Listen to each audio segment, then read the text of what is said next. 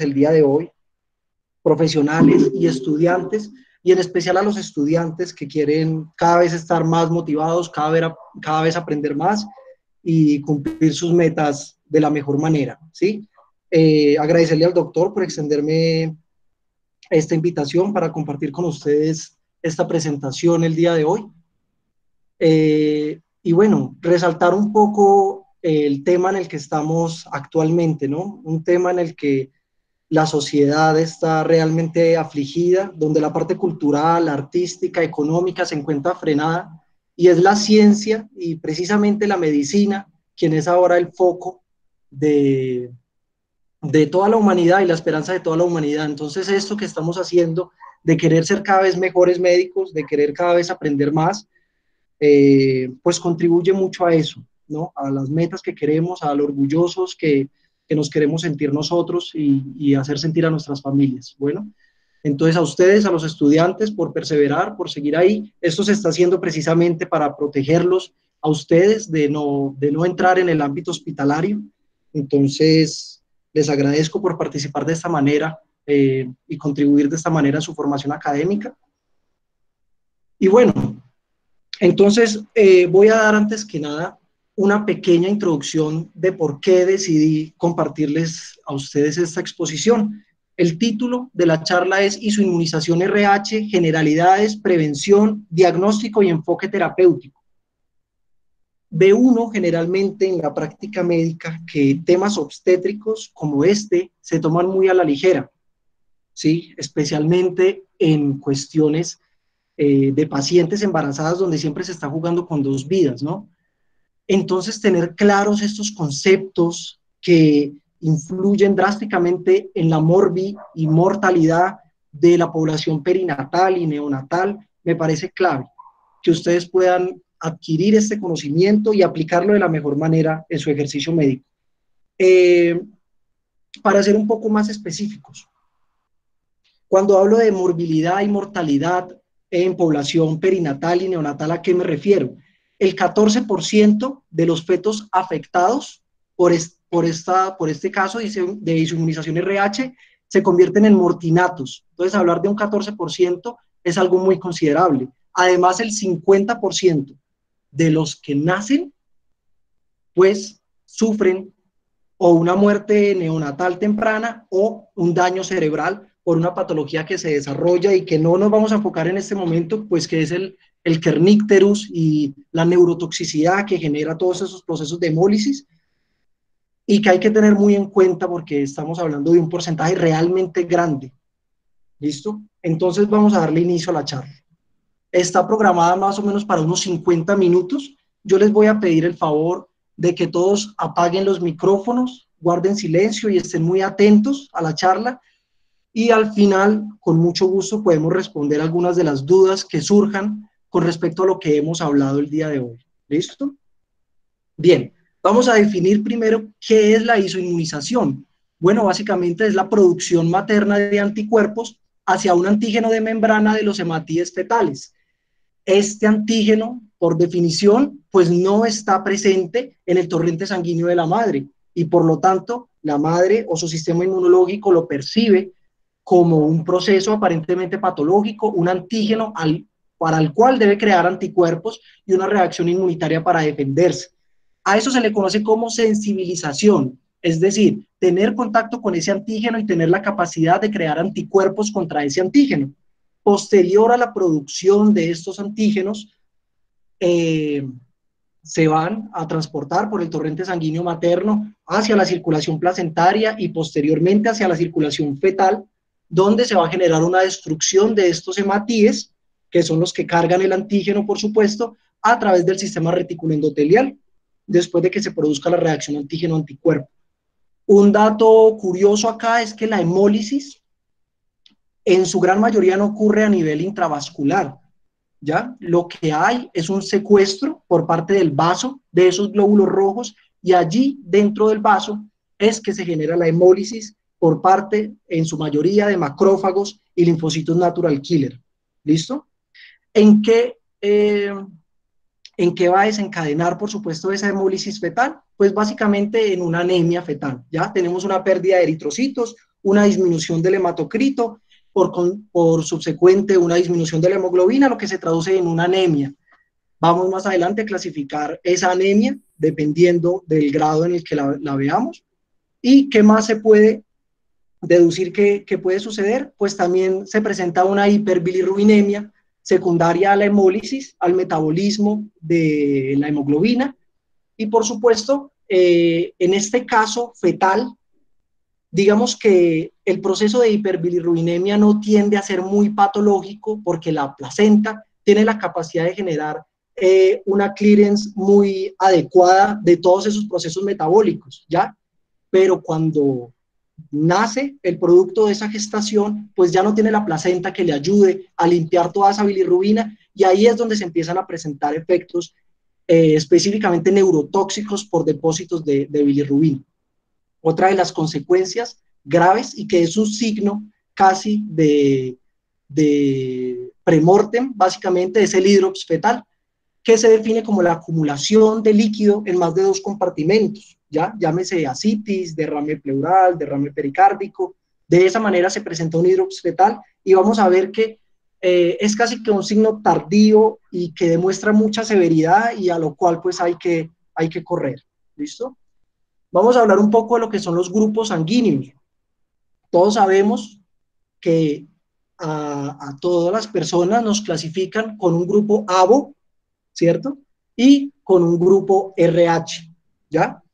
¿Por qué específicamente nos clasifican a todos con esos 2 grupos sanguíneos cuando nacemos? Básicamente porque el grupo ABO, es decir, A, B, AB, y el grupo O 0, es decir, que no presenta antígeno, son antígenos que presentan mucha reacción inmunitaria cuando entran en contacto con sangre de pacientes que no han tenido contacto con ellos. Estoy hablando específicamente de las transfusiones sanguíneas. Por ejemplo, el grupo sanguíneo O, es decir, que no presenta ninguna clase de antígeno, puede donar sangre a O, A, B y AB, porque ellos no van a reconocer ningún antígeno. Por el contrario, el grupo O no puede recibir sangre de ninguno de ellos, ya que cada uno de ellos posee un antígeno al cual el grupo O puede reaccionar. En subsecuente, lo contrario sucedería con el grupo AB, el cual podría recibir sangre del grupo O, A y B, y el mismo AB porque reconoce todos esos antígenos, pero no puede donarle a nadie. ¿Listo? Solamente al mismo AB. Entonces, hablando específicamente de su inmunización RH, estamos hablando del Rhesus, ¿sí? Ese es el antígeno al que nos estamos refiriendo en estos momentos, y específicamente es el Rhesus D. Acá en estas tablas yo les traigo cuáles son los principales antígenos que se presentan, ¿ya? O más bien, cuáles son los anticuerpos que se presentan frente a algunos antígenos, y cuáles son los que presentan la afectación más grande. Entonces, en esa primera tablita, el Rhesus D está resaltado porque es el que vamos a hablar todo el tiempo, y es el que está clasificado para todos cuando vemos nuestro grupo sanguíneo, como lo que vemos como positivo o negativo. Básicamente eso es el Rhesus D. El Rhesus C también tiene muchas implicaciones inmunitarias, lo mismo que el 1. Como podemos ver en la tabla de abajo, hay múltiples anticuerpos que se pueden formar para muchos tipos de antígenos, ¿ya? Pero los anticuerpos de la tabla de abajo no generan unas reacciones inmunitarias tan severas, por lo tanto, pues no los vamos a tener muy en cuenta para el resto de la charla, pero es para que tengamos en cuenta que se pueden generar múltiples y múltiples tipos de sensibilización, ya que podemos presentar cualquiera de nosotros, cualquiera de estos antígenos de membrana. ¿Listo? Ahora bien, entrémonos en la fisiopatología. La capacidad de respuesta inmune de cada paciente va a ser diferente, ¿ya? Entonces, este estudio específicamente lo divide en 3 grupos. Hay pacientes respondedores, en su gran mayoría los pacientes son respondedores, un 70%, y son aquellos que con volúmenes, entrando en contacto con volúmenes muy bajos de glóbulos rojos, tienen la capacidad de desarrollar anticuerpos, ¿ya? Están los hiporrespondedores, un 20% de los pacientes, que ante grandes volúmenes de glóbulos rojos no presentan ninguna actividad de producción de anticuerpos, y los no respondedores, un 10% que independiente de la cantidad de glóbulos rojos con los cuales entra en contacto, no genera ninguna inmunización. Esto es muy importante porque vamos a hablar de muchas variables que pueden presentar nuestras pacientes y de que no todo aquí es exacto, porque depende también de cada paciente cómo responda a la hemorragia materno-fetal. Bueno, continuamos con la fisiopatología. Durante un embarazo normal, es decir, que no se presente un sangrado clínico, secundario, algún proceso patológico, de todas maneras se puede presentar algún tipo de hemorragia materno-fetal. Y en este estudio, lo que vemos es que se estudiaron muchos embarazos y de ellos se demostró que hay sangrados mínimo de 0.01 cc en el 3% durante el primer trimestre, en el 12% durante el segundo trimestre y en el 46% durante el tercer trimestre. Estamos hablando de unos procesos casi que fisiológicos. Ahora la pregunta aquí sería, bueno, y un sangrado de 0.01 cc es suficiente para generar una sensibilización materna, porque si de eso estamos hablando, pues el riesgo sería altísimo ante cualquier embarazo, así no hayan eventos patológicos. Pues la respuesta es no. Los estudios demuestran que se necesita un sangrado mínimo de 0.1 cc. ¿Listo? Esa hemorragia sí sería razonable que generara sensibilización. Por lo tanto, este estudio pues no es muy concluyente porque habla de que mínimo se presenta 0.01, pero no sabemos cuánto máximo. Entonces estos porcentajes sí los tenemos que tener muy en cuenta para saber cómo debemos hacer el screening de las pacientes, si es que vamos a creer que se pueden sensibilizar a lo largo del embarazo, así no presenten un sangrado clínico o un proceso patológico. Bueno, más adelante los vamos a volver a mencionar estos porcentajes. ¿Cuáles son los eventos sensibilizantes que pueden desencadenar la inmunización RH? Bueno, una hemorragia fetomaterna, ¿sí? Básicamente, durante el periodo parto o preparto, hasta el 17% de las pacientes pueden hacer isoinmunización, ¿listo? Y un 17% es mucho. Este porcentaje aplica solamente para pacientes a las cuales no se les administró la dosis de gamma globulina anti-D, que es un fármaco del que vamos a hablar a continuación. Pero para tener en cuenta que el periodo parto y preparto es un momento determinante en cuestiones de sangrado que puede generar sensibilización. Aborto. Les pongo ese asterisco en aborto porque del aborto se pueden derivar muchas preguntas, ¿sí?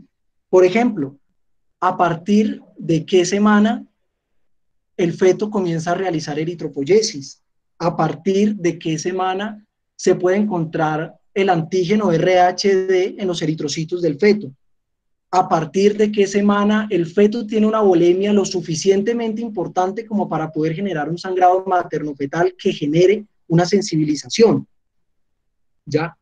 Por eso les dejo ese asterisco, porque más adelante vamos a ahondar en la cuestión de aborto, pero la estadística que les quiero dejar en esta diapositiva es que un aborto espontáneo, independiente de la semana en la que ocurra, tiene un 2% de generar sensibilización. ¿Listo? Ahora bien, un embarazo ectópico, por supuesto, y si es un embarazo roto con mayor razón. Los procedimientos invasivos, muy importante.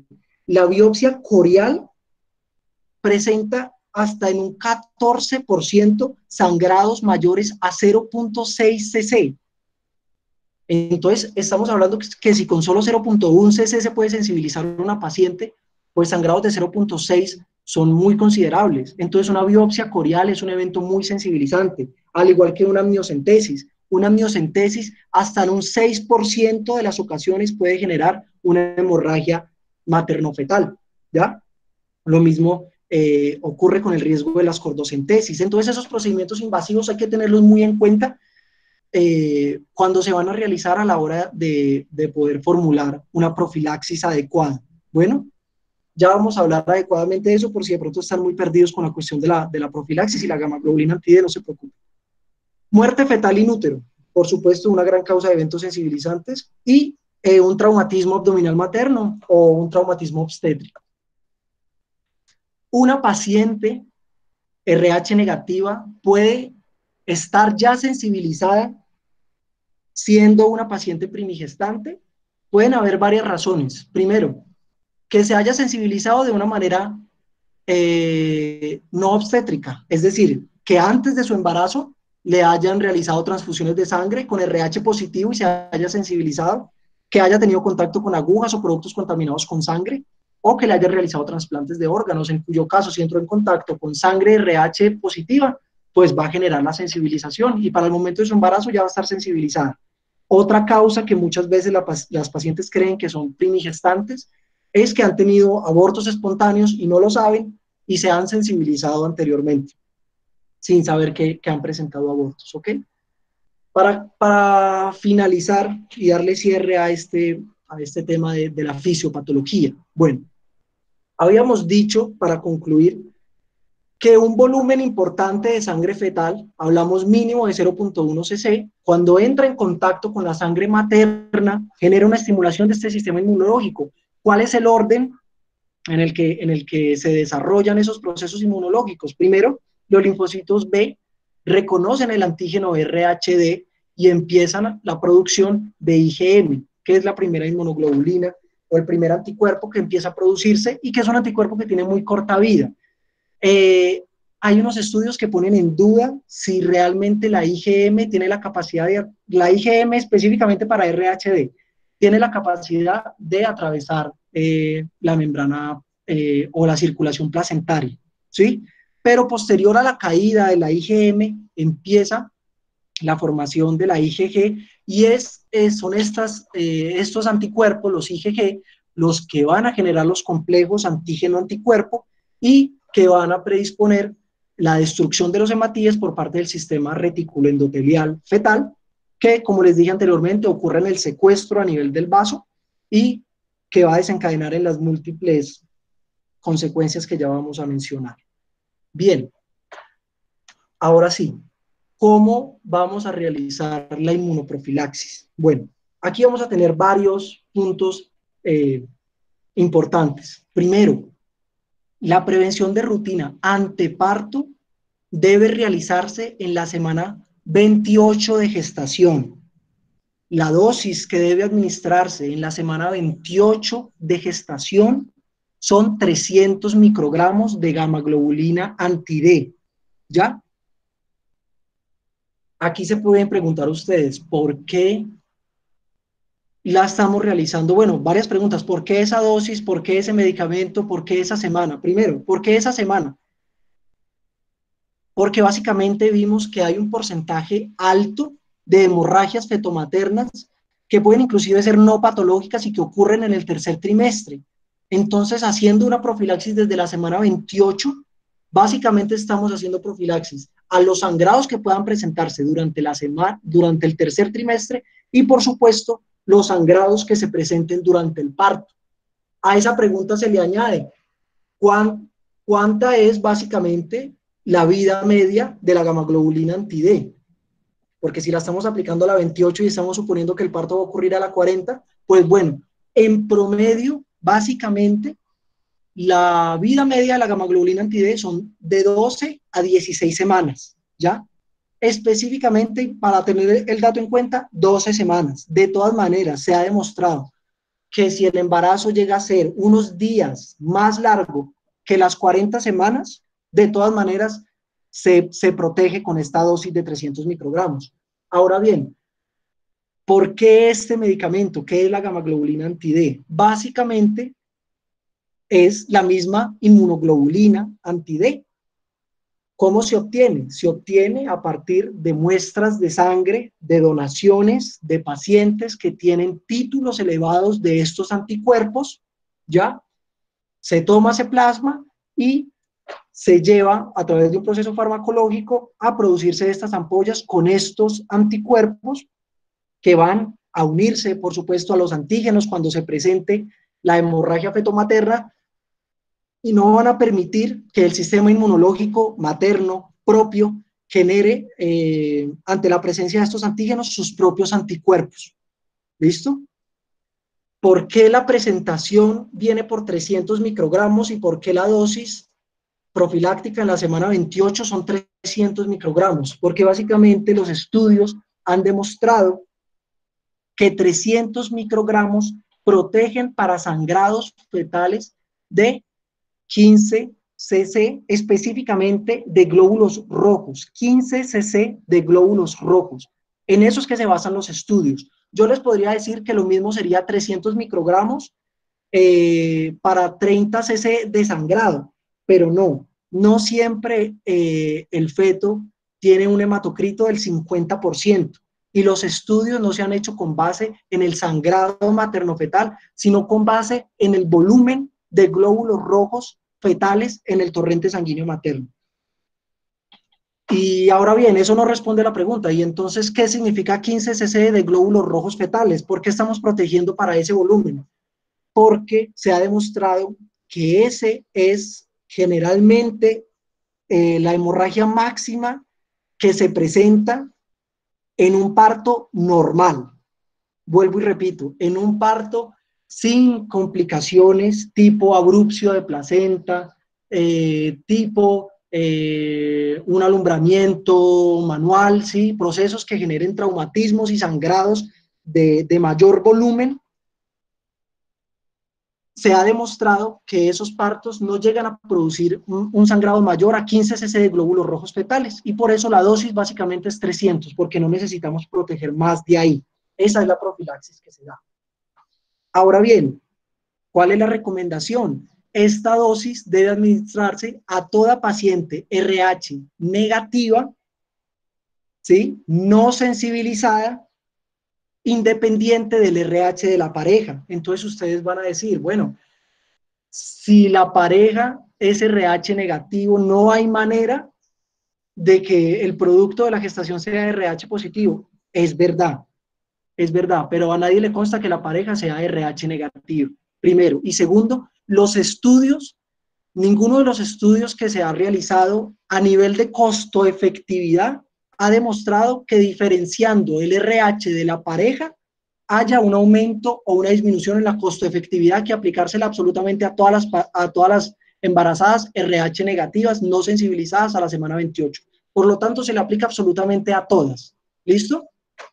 ¿Cómo sabemos que una paciente está sensibilizada o no? Bien, entonces vamos a hablar del screening que se realiza con anticuerpos. Acá les traigo dos recomendaciones. La primera, una recomendación que ofrece Medicina Fetal Barcelona, quienes dicen que el CUMS indirecto, el cual es un examen que muestra anticuerpos irregulares, ¿cierto?, en el torrente sanguíneo materno, debe realizarse, y aquí pues estamos hablando específicamente de RHD, ¿no? Hay que especificar el anticuerpo precisamente del que estamos hablando.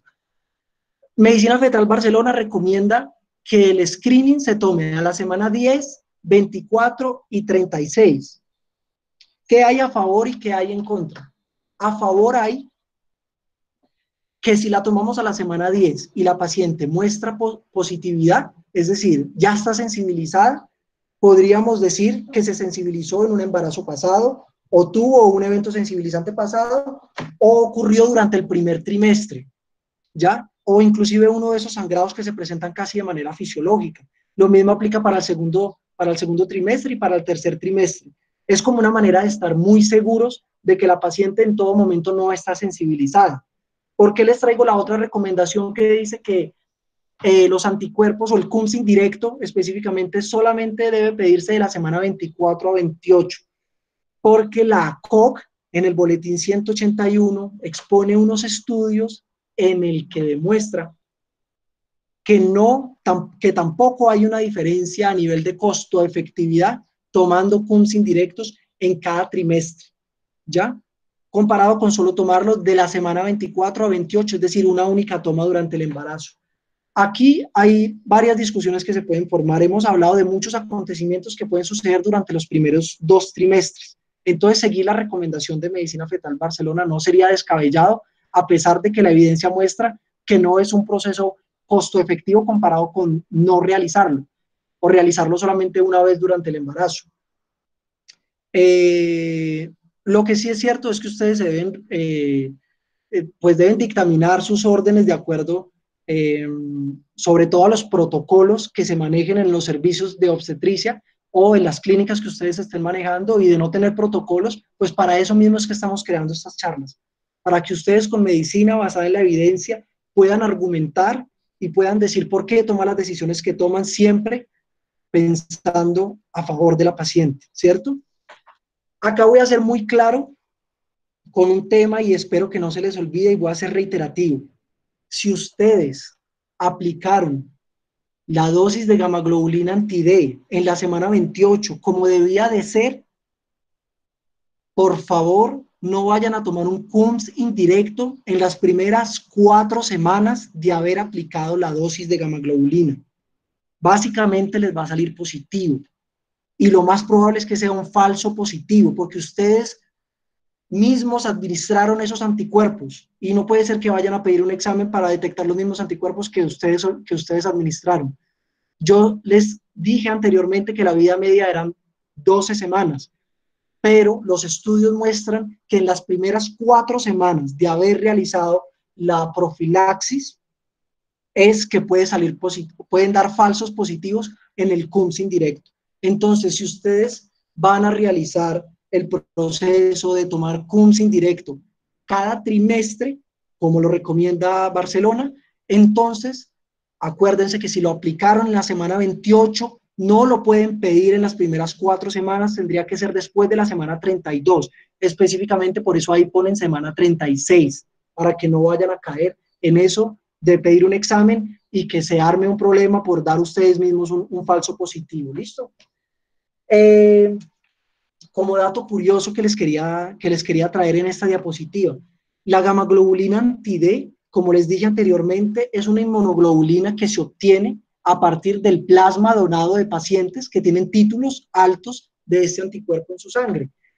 Por lo tanto, resulta que en Alemania y en Irlanda, en la década de los 70, varias mujeres RH negativas recibieron dosis de gamaglobulina anti-D, de acuerdo a los protocolos que había en esa época, y un estudio publicado en los años 80, retrospectivo, mostró que mujeres que se encontraban desde la segunda hasta la cuarta década de la vida, en estos países presentaron un proceso clínico similar a una hepatitis. Se pusieron a ahondar en qué tenían en común estas pacientes, y eran pacientes que eran RH negativas, que todas habían recibido dosis de gamaglobulina anti-D, y que su cuadro clínico de hepatitis, por supuesto, era una hepatitis C, que se había transmitido específicamente por la administración de esta ampolla. Después de la publicación de estos estudios, y específicamente a partir del año 2000, eso no se volvió a presentar. No hay, no, es decir, se realiza una purificación y una desinfección total de esa sangre cuando se realiza el aislamiento y el proceso farmacológico para la obtención de esa inmunoglobulina, pero quería dejarles ese dato para que entendamos y veamos que siempre la medicina en sus comienzos, y específicamente la farmacología, tiende a fallar mucho, ¿sí? Y por eso es que siempre debemos mejorar, por eso es que siempre debemos estudiar, por eso es que siempre debemos investigar, y por eso es que siempre debemos ser muy clínicos para detectar qué está pasando con nuestros pacientes. Bueno, ahora, les he hablado de cuál es la dosis que debe administrarse de manera profiláctica para proteger contra sangrados del tercer trimestre o contra los sangrados que se presentan durante el parto. Pero entonces, si se presenta un evento sensibilizante de otro tipo, ¿cuál es la dosis que debemos administrar? Bueno, pues anteriormente les dije que 300 microgramos protegen contra 15 cc de glóbulos rojos fetales. Es decir, 20 microgramos de gamaglobulina anti-D protegen por cada cc de glóbulos rojos fetales. De acuerdo a todos esos procesos patológicos que les mencioné anteriormente, ¿cómo pueden ustedes saber qué tanto sangró primero la paciente, ¿cierto?, durante el evento? Pero lo más importante y lo que nos incumbe, ¿cuál fue la verdadera hemorragia fetomaterna?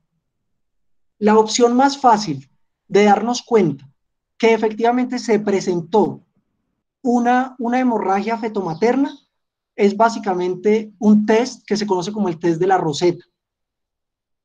se toma una muestra en la que se pone básicamente el fármaco, gamaglobulina anti-D, como les dije, son los anticuerpos anti-D, y en esa muestra se pone sangre materna, ¿ya? Si esa sangre materna tiene presencia del antígeno de membrana, del RHD, pues básicamente las inmunoglobulinas del fármaco van inmediatamente a adherirse y a realizar una forma de roseta alrededor de esos antígenos. De esa manera podemos saber si se presentó o no se presentó. Es la manera más rápida y fácil. Pero lo que necesitamos nosotros saber es si se presentó, cuánto se presentó para nosotros poder calcular la dosis de gamaglobulina que vamos a administrar. Bueno, tenemos el test de Kliehauer.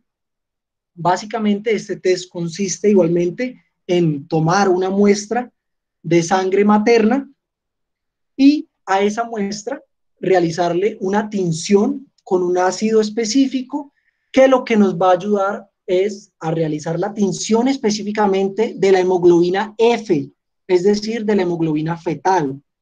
Con base en la concentración de la hemoglobina fetal con respecto al volumen de sangre que tomamos nosotros de la madre, correlacionar cuál fue el sangrado total o cuál es la concentración total de glóbulos rojos fetales que pudieron haber pasado al torrente sanguíneo materno. Espero haber sido muy claro. ¿Listo? Y con base en eso vamos a hacer los cálculos para administrar la gamaglobulina anti-D, teniendo en cuenta que por cada cc de glóbulos rojos fetales debemos administrar 20 microgramos de gamaglobulina. ¿Cuánto nos podemos demorar? Básicamente, los estudios muestran que nos podríamos demorar hasta 4 semanas y aún así se podría generar una protección.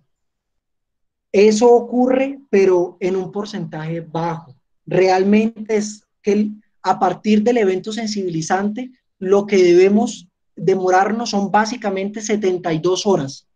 Tenemos 72 horas para aplicar la dosis correcta de gamaglobulina anti-D luego del evento sensibilizante. Después de las 72 horas, como les digo, hay una ventana de 4 semanas, pero la probabilidad de que se logre el cometido es baja. Otra pregunta que se puede deducir de esta diapositiva. Bueno, ¿cuál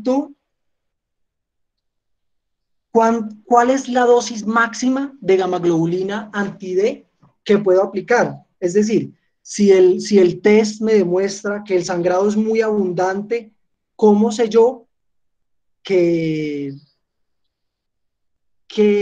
le puedo administrar qué tanta gamaglobulina? Bueno, la recomendación es que lo máximo que se puede administrar son 8 ampollas.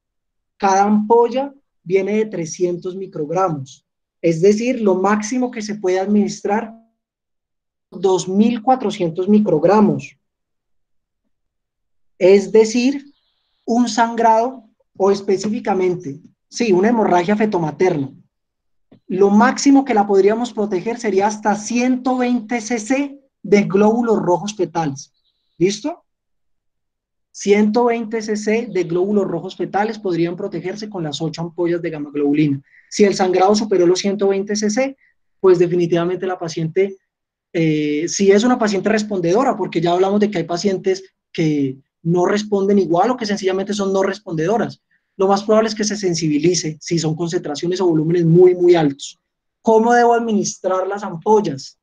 Las ampollas, de acuerdo a la dosis que ustedes hayan calculado, en el caso, por ejemplo, de ser la dosis máxima, las 8 ampollas, deben administrar una ampolla intramuscular, no les había dicho la vía, por supuesto también puede administrarse intravenoso, pero para que no hayan problemas de mayor tipo, administren la vía intramuscular.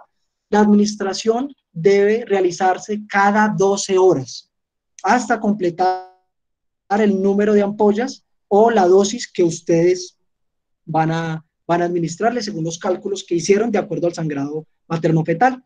Otro examen que nos ayudaría a determinar el volumen de esa hemorragia fetomaterna sería la citometría de flujo. ¿Listo? Como les dije anteriormente, íbamos a ahondar un poco en el tema de si el aborto requiere profilaxis, sí o no, por qué, a qué semanas, cómo se produce todo el proceso. Bueno, la primera pregunta, ¿en qué momento se puede presentar o en qué momento los estudios han encontrado que hay evidencia de RHD en la sangre fetal? En la semana 7, 3/4 es el momento donde ya se puede encontrar el RHD fetal. ¿Listo? Por lo tanto, creería uno que en menos de 7 semanas sería absurdo administrar la dosis, ¿verdad? Porque básicamente no está el antígeno, que es el que nos preocupa, que va a generar la sensibilización. Ahora bien, los estudios, otro estudio que les traigo acá, muestra que entre la semana, en una serie de casos que hicieron, cuando ocurre un aborto entre la semana 7 a 13, existe un... Alguien, por favor, se le prendió el micrófono para que todos estén pendientes. Gracias. Entonces, en estos embarazos, en la semana 7 a 13, se ha presentado hemorragia materno-fetal en el 3 a 11% de los casos, ¿ya? Entonces, digamos que ese es un número considerable. Otra pregunta, como lo estábamos haciendo anteriormente, si el sangrado mínimo que debe presentarse es 0.1 cc, pues en qué momento el feto alcanza una volemia adecuada como para, eh, digamos, decir que estamos en un riesgo de sensibilización. Pues un feto a las 12 semanas solamente tiene una volemia de 3 cc en total. Eso, ¿qué tanto de eso podría volverse hemorragia fetomaterna? No hay manera de decirlo. Que el riesgo sea muy bajo de generar sensibilización, sí, es muy bajo. Tanto así que los estudios no recomiendan la administración de gamaglobulina anti-D antes de la semana 12 de gestación. Como les dije anteriormente, hay unos estudios que muestran que entre la semana 7 a 13 ha habido un sangrado importante en los abortos. Como les dije, hay una volemia a tener en cuenta en la semana 12, por ejemplo, y a partir de la semana 7, 3/4 se presenta ya el antígeno. Entonces, ¿existe riesgo a partir de la semana 7, 3/4 de una sensibilización? Sí, sí, básicamente sí. Entonces, acá les traigo una recomendación de experto que la saco directamente de la COP, y esa recomendación es que antes de las 12 semanas se administren, si ocurre el aborto, antes de las 12 semanas de gestación se administren 120 microgramos, teniendo en cuenta los días, como se los dije anteriormente, de las ventanas para la aplicación de la dosis. ¿Por qué esa dosis? No les podría decir. Todo he tratado de hablárselos con medicina basada en la evidencia, pero como esto es una recomendación de experto, básicamente no hay estudios que digan por qué esa dosis y por qué no otra. Como les digo, ustedes deben adherirse a los protocolos y crear los mismos protocolos en caso de que su institución no cuente con ellos.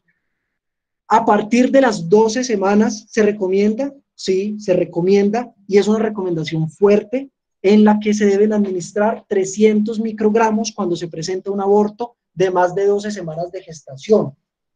Aquí voy a hacer un alto. Estas mismas dosis, a estas mismas semanas, aplican igualmente para interrupción voluntaria del embarazo. ¿Listo? Si la paciente es negativa y se le va a realizar una interrupción voluntaria del embarazo, se deben tener en cuenta estas dosis y estas semanas porque la paciente se puede sensibilizar. Segundo, estas mismas semanas y estas mismas dosis son las que hay que tener en cuenta cuando se realiza una biopsia corial, una amniocentesis o una cordocentesis. Todos esos procedimientos invasivos requieren profilaxis. Casi cuando empezamos la exposición les dije el alto riesgo que presentaban algunos de hemorragia fetomaterna, otros directamente de generar sensibilización. Entonces, cuando esos procedimientos se realizan específicamente en estas semanas, hay que tener en cuenta estas dosis. ¿Listo? Entonces, esos últimos 3 renglones aplican para aborto, IVE y procedimientos invasivos tipo biopsia corial, amniocentesis y cordocentesis. Este esta es una patología que no mencioné o que no enlisté en la diapositiva de eventos sensibilizantes, y no quiero que ahondemos mucho en el tema de qué es un embarazo molar, porque por supuesto es un tema grandísimo y que merece toda una charla, pero necesitamos hablar de unas generalidades para poder entender cuándo y por qué administrar la dosis. Primero, la primera pregunta, ¿una mola completa es merecedora de aplicar una dosis de gamaglobulina anti-D? Teóricamente no. ¿Por qué? Por su material genético, por su composición cromosómica, una mola completa no tiene la capacidad de generar organogénesis. Por lo tanto, no tiene la capacidad de generar eritropoyesis. Por lo tanto, no va a generar antígenos de membrana. Diferente a lo que ocurre con la mola parcial, que sí puede generar organogénesis, eritropoyesis y por supuesto puede desarrollar antígenos de membrana. Entonces, ¿será que esta patología nos da tiempo de averiguar si el embarazo molar es completo o parcial y con base en eso, como se los he explicado teóricamente, tomar la decisión? Básicamente no. ¿Por qué no? ¿Por qué se aplica la dosis solamente ante la sospecha? Primero, porque cuando sospechamos el embarazo molar, lo hacemos mediante la clínica. Es una paciente que tiene una disociación entre altura uterina y edad gestacional. Es una paciente con signos de hiperemesis gravídica, con signos de tirotoxicosis, con trastornos hipertensivos, y todo esto deriva de los altos niveles de beta-HCG que produce el tejido placentario durante estas patologías. Cuando nosotros nos encontramos con esos signos clínicos en una paciente, lo primero que vamos a hacer es pensar en un embarazo molar. ¿Y qué vamos a hacer cuando pensamos en un embarazo molar? Solicitar una ecografía. La ecografía nos va a decir efectivamente que hay signos de embarazo molar. Y bueno, aquí el tema se complica, ¿no? Y se torna largo porque un embarazo molar puede derivar en otro tipo de patologías, pero básicamente, y hablando de manera muy general, ¿qué es lo que se procede a hacer con un embarazo molar? Se realiza un legrado por aspiración. Siempre en un embarazo molar se ordenan legrados por aspiración, nunca por curetaje. El hecho de curetear un embarazo molar puede predisponer a un proceso metastásico. Bueno, siempre se realiza legrado por aspiración y por supuesto todo ese tejido que se obtiene se envía a patología y el laboratorio que se encargue de realizar el estudio histopatológico se va a demorar unos cuantos días en informar a la institución si el embarazo era una mola completa o era una mola parcial, y por lo tanto nosotros ya habremos perdido muchísimo tiempo y la paciente ya se habría sensibilizado. Entonces, por eso básicamente es que a pesar de que en la teoría solamente debe aplicársele a la mola parcial, la verdad es que ante la sospecha de embarazo molar inmediatamente se administra la profilaxis. ¿Listo? Ahora bien, a pesar del esfuerzo que hemos realizado, la paciente termina sensibilizándose, ¿sí?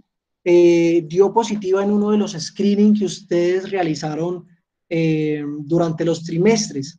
¿Cómo vamos a clasificar esa paciente? Bueno, la vamos a clasificar básicamente en pacientes de bajo riesgo y pacientes de alto riesgo. Las pacientes de bajo riesgo son aquellas que presentan títulos bajos de anticuerpos irregulares. Vuelvo y especifico, obviamente, RHD menos de 1 en 16 no se asocia con enfermedad hemolítica fetal o neonatal. Por lo tanto, es una paciente a la cual debemos hacerle un seguimiento estrecho, pero con la cual no se van a tomar otras medidas diferentes a estar pendiente de los títulos y básicamente la realización de los Doppler, que ya vamos a decir cómo se realizan. ¿Quién es una paciente de alto riesgo o a quién vamos a clasificar como paciente de alto riesgo? Toda paciente que nos dé unos títulos mayores de 1 en 16. ¿Ya? Esto sí se asocia con enfermedad hemolítica fetal o neonatal y a desenlaces graves. ¿Quién más entra en la clasificación de paciente de alto riesgo? Aquella que en un embarazo anterior haya ya sido clasificada como paciente de alto riesgo, ¿sí? Independiente de los anticuerpos irregulares que presente de la titulación, independiente de eso, si antes ha tenido una muerte fetal por isoinmunización, inmediatamente es una paciente de alto riesgo. Lo mismo si ha tenido anteriormente un embarazo en el que se presentó un hidrops fetal o una anemia fetal o neonatal grave, todos esos son criterios para clasificar a nuestra paciente como una paciente de alto riesgo. Ese último renglón, ¿por qué lo quise dejar? Yo sé que estamos hablando de su inmunización RH y específicamente RHD, pero en la tabla que les mostré al comienzo, es cierto que los anticuerpos anti-KEL y anti-RHC también pueden generar procesos inmunológicos severos que pueden terminar también en enfermedades hemolíticas fetales graves. Por eso, todo paciente, independiente de la titulación, que presente anti-KEL y anti-RHC se clasifican inmediatamente como paciente de alto riesgo y se debe hacer un seguimiento de acuerdo a su clasificación. ¿Cuál es la conducta que vamos a tomar con la paciente de bajo riesgo? Básicamente, vamos a estarle pidiendo la titulación de estos anticuerpos, específicamente en las semanas 10, 17, 24, 29 y 34. En cualquiera de estas semanas, si la paciente sobrepasa la titulación o alcanza la titulación de 1 en 16, inmediatamente pasa a ser una paciente de alto riesgo. La otra cosa que vamos a hacer es que vamos a solicitar un Doppler de la arteria cerebral media de manera seriada, es decir, se va a realizar cada mes. ¿Listo? Ya vamos a hablar de la importancia de ese Doppler, para qué se utiliza, cómo se utiliza, qué nos dice. Pero enfoquémonos en esta diapositiva primero. Gestante de bajo riesgo, vamos a hacer una toma de anticuerpos seriada, semana 10, 17, 24, 29 y 34, y en el momento en el que alcance 1 en 16, pasa a ser paciente de alto riesgo, y vamos a hacer un Doppler mensual. Ya les voy a decir, de acuerdo a esos valores de Doppler, cuando la paciente igualmente pasa a ser una paciente de alto riesgo. Aquí la paciente de alto riesgo, ¿qué debemos hacer con ella directamente? A partir de la semana 16 hay que realizar los Doppler, ¿sí? Entonces, específicamente Doppler de qué? Doppler de la arteria cerebral media, específicamente para ver el pico de la velocidad sistólica de la arteria cerebral media. ¿Listo? Ya les traduzco eso al español si de pronto alguno no me ha entendido. Básicamente, lo que hace el ecografista, el perinatólogo o el especialista es dirigirse hacia el recorrido de la arteria cerebral media, ver el flujo que se presenta en la arteria cerebral media y tener en cuenta con los parámetros que debe vigilar específicamente la velocidad sistólica. ¿Qué nos aporta la velocidad sistólica en esa arteria en los fetos? Nos dice que entre más rápida esté fluyendo la sangre, quiere decir que está más diluida, es decir, está menos viscosa. ¿Por qué? Porque el paciente está presentando, el feto está presentando un proceso hemolítico, está perdiendo hematocrito, está perdiendo células sanguíneas y la sangre cada vez se diluye más y al ser menos viscosa corre más rápido por las arterias. Por eso esa es la manera de correlacionar y de diagnosticar una anemia fetal sin necesidad de entrar en un proceso invasivo como lo es una cordocentesis. ¿Cuál es el dato que nos va a decir que específicamente el paciente está presentando una anemia fetal? Es cuando la velocidad sistólica de la ACM es mayor o igual a 1.5 múltiplos de la media, de la mediana, perdón. Me explico. Los estudios han tomado una serie de embarazos en los cuales han determinado para cada gestación cuál es la velocidad sistólica de la ACM normal para cada semana de gestación. ¿Listo? Si ese número se supera por 1.5, a partir de ese momento ya se considera que el paciente está presentando una anemia fetal. Espero darme a entender, creo que estoy siendo claro. Tenemos la normalidad, la mediana de velocidad sistólica de la ACM para una semana gestacional en específica.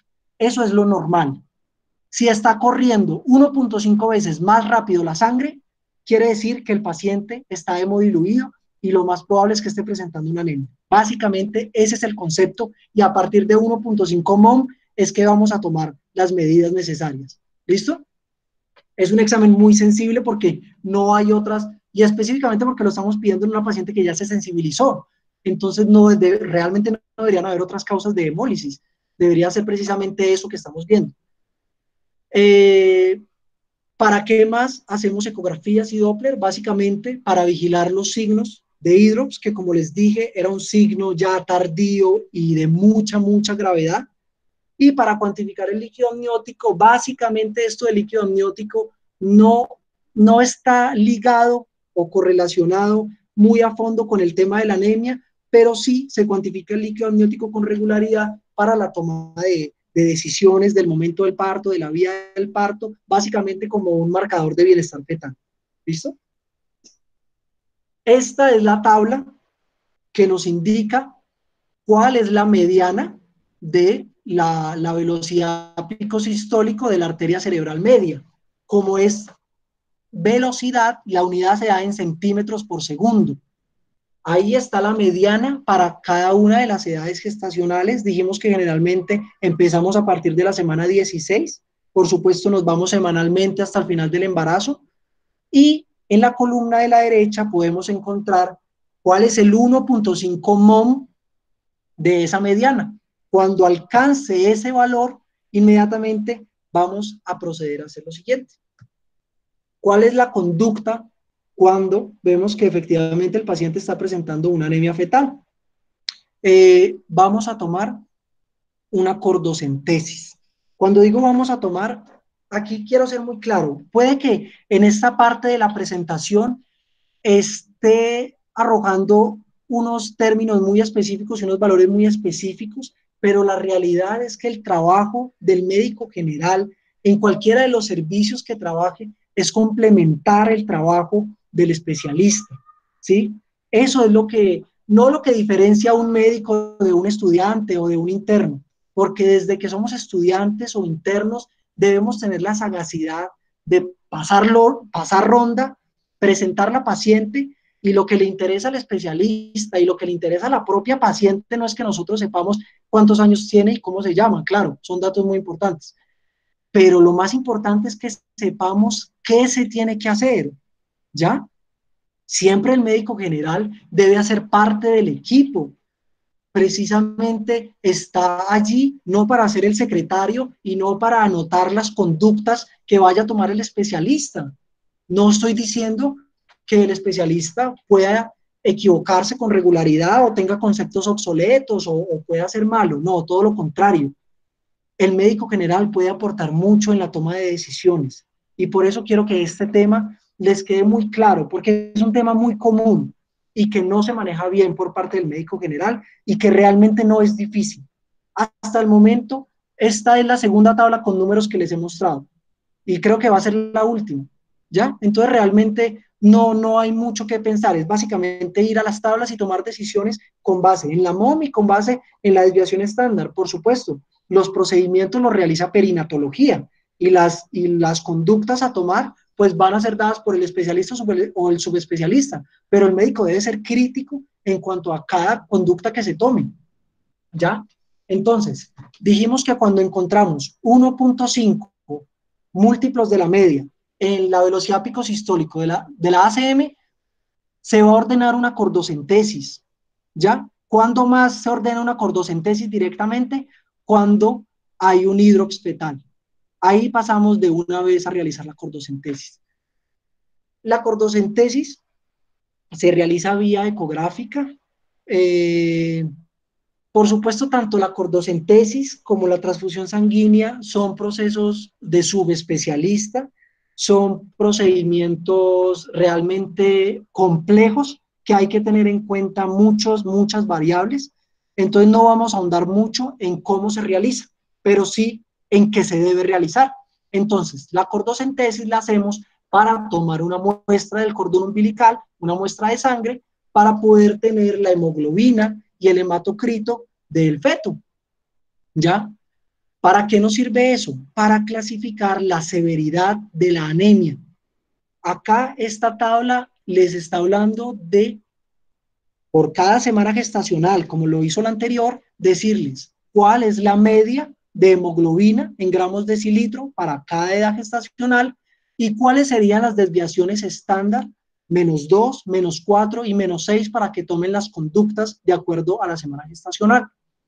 Esto de las desviaciones estándar es básicamente, ustedes lo saben, bueno, lo de las curvas que han visto, por ejemplo, en desarrollo de peso para la edad, talla para la edad, ¿sí? Es básicamente eso, cuando está por debajo de las curvas de normalidad y cuando realmente impacta a nivel patológico y se debe tomar una conducta frente a eso. Entonces, la cordocentesis nos va a arrojar un valor de hemoglobina y un valor de hematocrito.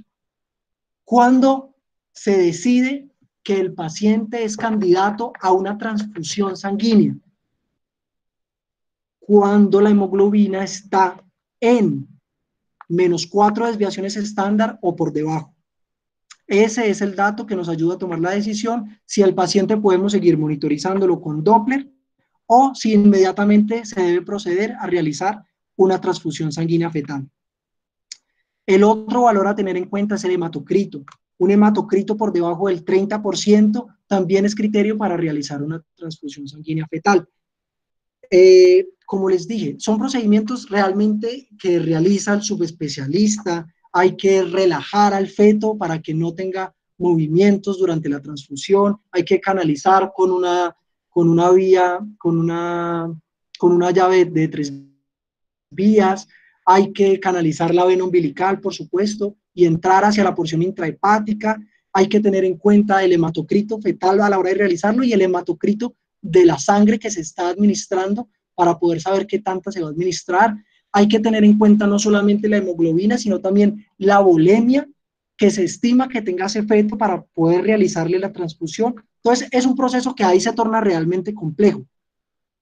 Pero como les digo, la tarea del médico general es saber por qué se hace, cuándo se debe hacer, cómo se debe hacer, por supuesto, así no sea labor de él realizarlo, y posterior a que se realice, cuáles son los pasos que se deben seguir tomando. Entonces, ¿cuándo vamos a realizar una nueva cordocentesis? Específicamente en fetos de menos de 36 semanas, primero, porque si estamos pensando en realizar una nueva cordocentesis es porque estamos frente a un paciente que tiene una anemia moderada o grave. Y vamos a ver a continuación que después de las 36 semanas, para esos pacientes, de una vez se considera que debemos precipitar el parto, ¿sí? Pero entonces, ¿cuándo vamos a realizar nuevamente una cordocentesis? Cuando nuevamente en los Doppler la velocidad sistólica esté por encima de 1.5. Esto aplica solamente para después de la primera transfusión sanguínea. Después de la segunda transfusión sanguínea, los valores de la velocidad sistólica de ACM pierden muchísima sensibilidad. Entonces ahí básicamente se tienen en cuenta unas tablas que no se las traigo acá en este momento, que son unas tablas que muestran cómo se espera que vaya cayendo la hemoglobina en cuestión de porcentaje día a día después de la realización de la transfusión. Y con base en esas cuentas es que nos vamos a dar cuenta cuando el paciente nuevamente necesita una cordocentesis. Ojo, acá hemos sido muy específicos en todos los procesos específicamente que nos hablan de cómo clasificar la anemia y cómo actuar frente a una anemia moderada o grave. Pero hay que tener en cuenta que todos estos exámenes siempre van de la mano con los exámenes que nos hablan del bienestar fetal, ¿ya? De las monitorías fetales, del perfil biofísico, siempre todo es un conjunto que nos va a mostrar que realmente qué tan bien está el paciente y qué tanto podemos continuar con la gestación. en los casos específicos y cuándo definitivamente hay que interrumpir la gestación y precipitar el parto porque hay un riesgo muy grande, ¿ya? ¿Cuándo? Aquí ya vamos a finalizar. ¿Cuándo finalizamos la gestación? Aquí se derivan dos preguntas. Primero, ¿en qué semanas vamos a terminar la gestación? Y segundo, ¿cuál es la vía predilecta de parto?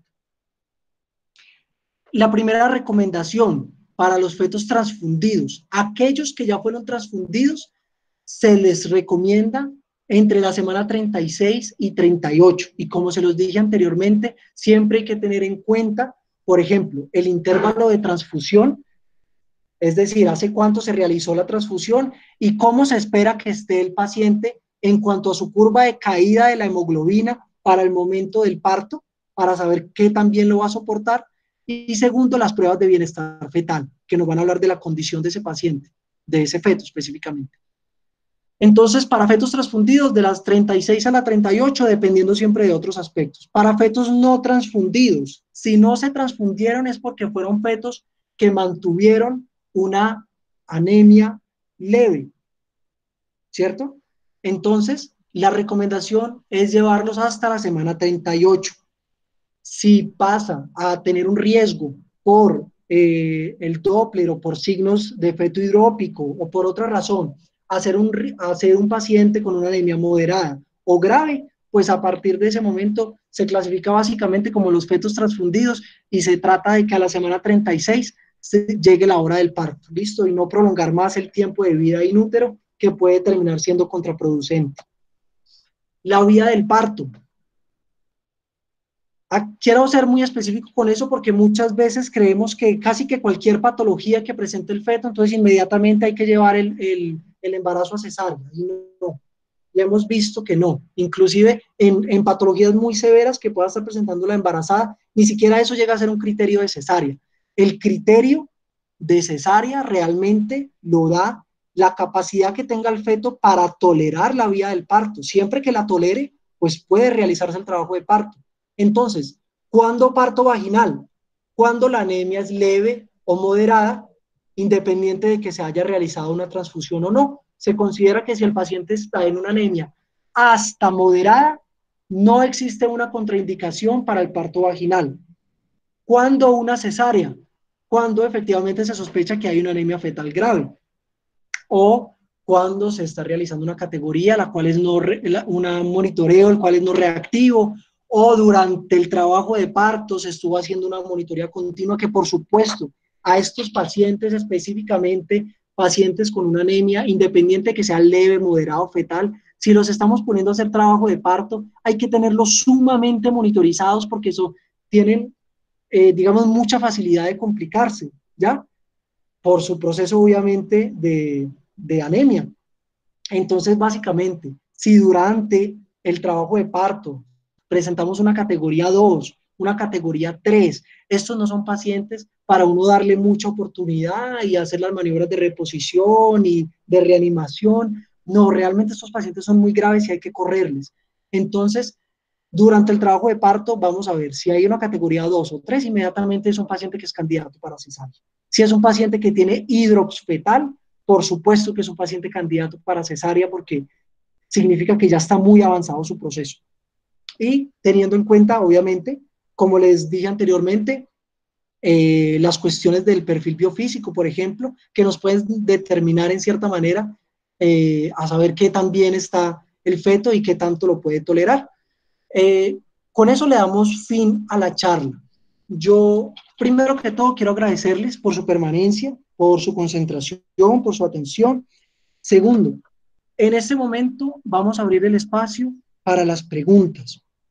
Voy a ser muy conciso en esta recomendación y en este consejo que les voy a dar, que a mí me dio este consejo un maestro y quiero transmitírselos.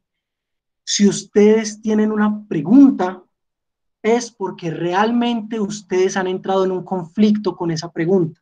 Es decir, han realizado una búsqueda exhaustiva de esa pregunta que ustedes tienen y han buscado ese tema 5, 10, 15 veces y no han encontrado respuesta para esa pregunta. Y ustedes determinan que el docente tiene la capacidad o las herramientas de decirle cómo y en dónde pueden resolver esa pregunta. En ese caso es cuando una pregunta se hace realmente importante. ¿Ya? Por supuesto, si durante la charla hubo algo que ustedes no entendieron, no me expliqué bien, algo que escucharon o vieron y no les quedó claro, estoy abierto a responder sus dudas, pero vuelvo y les repito, y esto es un consejo que quiero entregárselos con cariño a los estudiantes y a los internos. De una pregunta solamente se pueden derivar tres cosas. O que tanto el maestro como toda la clase vea que el estudiante sencillamente realizó una pregunta perezosa, no lo ha buscado por sí mismo y sencillamente quiere llamar la atención, o segundo, es una pregunta realmente valiosa que ha buscado, que no ha podido encontrar respuesta y que cree que el docente tiene las herramientas para ayudarle a llegar a esa respuesta, o tercero, que sencillamente esa pregunta no tenga respuesta, que sea una pregunta lo suficientemente buena como para que ningún estudio la haya respondido y hasta el momento pues sea un buen tema para realizar una investigación. Entonces con eso los quería dejar y agradecerles nuevamente por su permanencia y por haber escuchado la charla de manera tan atenta. Doctor Zapata, muchas gracias a usted por la manera en cómo presentó el tema, en cómo desglosó cada una de la información de un tema tan complejo como lo es inmunización RH, que muchas veces para el médico general es deber sentarse a leerlo una y otra vez para repasarlo hasta que un final quede bien grabado en nuestra parte académica. Doctor, entonces sí, abrimos el espacio a preguntas, los invitamos a quien quiera hacer el uso del micrófono, lo puede realizar y a dejar sus preguntas en el chat. Iniciamos con la pregunta del doctor David Felipe Grisales Salazar. Pregunta, si es un embarazo gemelar, ¿es la misma dosis de anti-D? Sí, sí, es la misma dosis.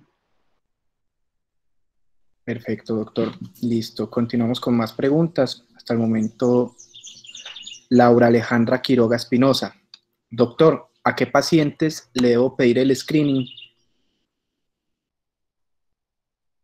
A todos los pacientes, a todas las pacientes RH negativas. Todas las pacientes RH negativas, independiente del RH de la pareja, vuelvo y repito, deben recibir el screening para poder determinar si ya se han sensibilizado o no. Yo ahí les di una opción de realizar un solo screening durante el embarazo, que es lo que recomienda la ACOG, o realizar un screening trimestral, como lo recomienda Medicina Fetal Barcelona.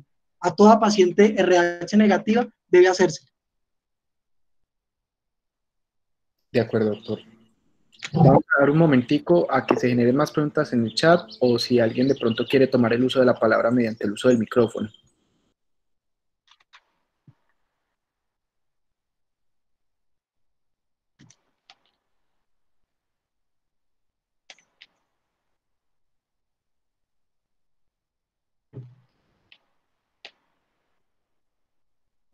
Pregunta, doctor Hammerson Trejos. Doctor, he visto que algunas pacientes les ponen IG anti-D después del parto. ¿Por qué sería esto? Pueden haber dos opciones. La primera, y eso ocurre mucho en Colombia, que el doctor no tenga la manera de saber si a la semana 28 se le aplicó la profilaxis, que la única manera que tenga de acceder a la historia clínica de la paciente sea básicamente preguntarle, mamá, ¿usted a la semana 28 le aplicaron una inyección intramuscular? Como hemos visto, muchas pacientes no saben, ¿sí? Y si no tenemos a la mano la historia clínica, pues no podemos determinar si se realizó o no se realizó la profilaxis. Si no se realizó la profilaxis en la semana 28, debe aplicarse la ampolla, los 300 microgramos, anteparto o posterior al parto, si es que nos dimos cuenta luego del parto que no se había aplicado. Otra de las causas por las cuales puede aplicarse después del parto sea que a la paciente sí se le realizó la profilaxis, pero hubo un parto que fue traumático y por lo tanto el médico considera que efectivamente se pudo haber generado una hemorragia materno-fetal que haya superado los 30 cc, que era lo esperado. Básicamente para eso tenemos los exámenes de laboratorio que nos dan la parte cuantitativa de qué tanto fue el sangrado materno-fetal, pero en esos casos es cuando vuelve y se aplica otra dosis después del parto para poder proteger ante ese exceso de sangrado materno-fetal. Perfecto, doctor, muchas gracias. Por ahora no se han generado más preguntas, vamos a dar un momentico, si se generan más en este momento. Pues ahora queda agradecer la asistencia de algunos de nuestros docentes del área de atención materno-fetal del binomio madre-hijo. El doctor Alexander Moya estuvo conectado con nosotros, entonces doctor, mil gracias. La doctora Yadila Angarita, también docente de nuestra institución, estuvo conectada con nosotros. Tenemos una pregunta del doctor Juan Diego Rivas Áviles. Para los criterios de transfusión fetal, ¿en cuál de las guías mencionadas nos debemos guiar? Ya que una dice que con el pico sistólico es suficiente, mientras la otra refiere que se necesita un cuadro hemático previo.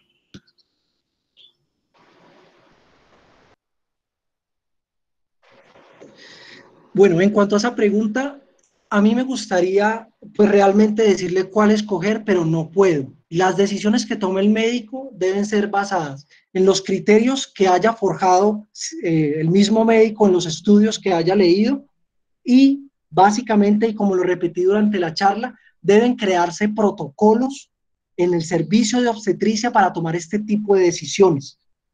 Si usted me lo pregunta directamente a mí como profesional, ¿cómo decidiría tomar la decisión?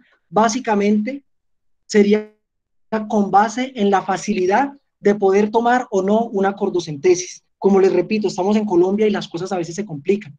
Muchas veces en hospitales de tercer nivel, con un servicio grande de obstetricia, resulta que de un día para otro dicen, se acabó el contrato con perinatología y no tenemos más Doppler, no tenemos más transfusiones, no tenemos más. Entonces, allí es cuando debemos actuar casi que con lo que tenemos. Pero ¿en cuál guía o sea, con base en cuál guía deben tomar la decisión? Yo aquí, en la parte final, me enfoqué en Medicina Fetal Barcelona y considero que debería hacerse primero la cordocentesis para determinar específicamente la gravedad de la anemia que pueda estar presentando y con base en eso realizar la transfusión. ¿Listo? Muchas gracias, doctor, por su aporte. Bueno, vamos a dar una espera que se generen un poco más de preguntas.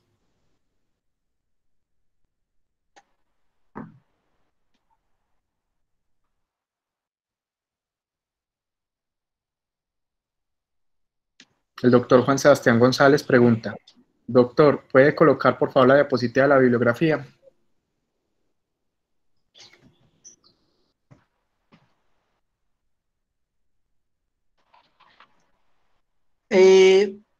Por supuesto, casi que la primera mitad de la exposición fue basada en el boletín 181 de la COG. Entonces, todas esas estadísticas que yo les empecé a mostrar de los riesgos de sangrado, de los riesgos de hemorragia materno-fetal con cada una de las intervenciones o cada una de las patologías, todos esos porcentajes son basados en los estudios que se citan directamente acá en el boletín de la COG. Y a partir más o menos de la segunda mitad pues de la exposición, que era la parte ya de cómo abordamos la anemia, pues nos basamos sobre todo en Medicina Fetal Barcelona. ¿Listo? Perfecto, doctor. Muchas gracias. Bueno, por ahora no se han generado más preguntas, doctor. No sé si alguien quiere hacer el uso de la palabra en este momento.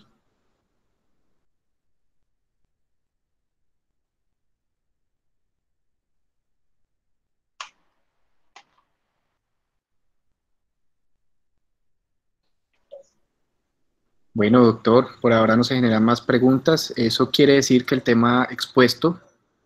bueno, ahora sí se generó. Qué pena con usted. La doctora Valerie López Ríos pregunta, una paciente secundigestante que ya se sensibilizó por el parto anterior y si es el segundo embarazo, no requiere ni CUMS ni inmunoprofilaxis. Sí, claro que sí. Inmunoprofilaxis no, porque ya está sensibilizada, no vamos a hacer profilaxis contra nada. Pero CUM sí, por supuesto. ¿Por qué? Porque cuando vamos a clasificar una paciente como paciente de bajo o alto riesgo, tenemos que tener en cuenta las titulaciones. Entonces siempre hay que pedir CUMS para poder clasificar a la paciente. Pero Si ya vimos que la paciente está sensibilizada, obviamente no hay necesidad de hacer ninguna clase de profilaxis. Perfecto, doctor, muchas gracias. Facilito para más generación de preguntas.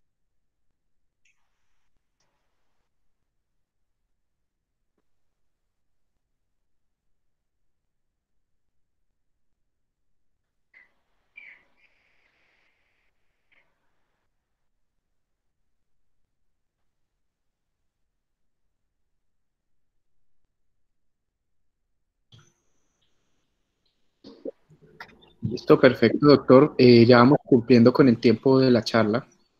Doctor, profundamente agradecidos por su participación, por la ponencia del tema. Admiramos la manera en que usted logró manejar y diversificar el tema, invitándolo siempre a que nos acompañe en estos espacios. De aquí en adelante vamos a tener espacios hasta el mes de junio. Y recordarle a nuestros estudiantes que el día de mañana, por ser festivo, no se va a realizar charla. Estábamos programados con el doctor Reyes con el tema de eyaculación precoz, sin embargo, este fue reprogramado para el viernes de la próxima semana. Doctor, cerramos nuestro encuentro con una última reunión. La doctora Luisa Fernanda Villegas Henao, médica interna de pregrado, pregunta: doctor, posparto, al neonato se le solicita CUMS directo. Realmente pedir el CUMS directo es para despejar la duda de si un paciente que está ictérico o un paciente que está presentando un proceso de hiperbilirrubinemia o anemia se deba específicamente a eso, a un proceso tipo inmunitario, antígeno, anticuerpo. Para eso es que se pide el CUMS directo. En este caso, estos pacientes ya sabemos que a eso es que se debe la anemia. El CUMS directo, por supuesto, que nos saldrá positivo.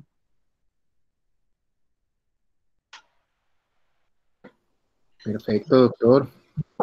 Doctor, bueno, muchas gracias por su espacio, muchas gracias a todos los participantes que estuvieron. Muchas gracias por la invitación. Doctor, le agradecemos por su espacio nuevamente. Le mandamos saludos desde los directivos de nuestra institución y lo felicitamos por su maravillosa exposición, doctor. Y muchas gracias a los asistentes. A ustedes muchas gracias por su participación. Muchas gracias a todos por asistir.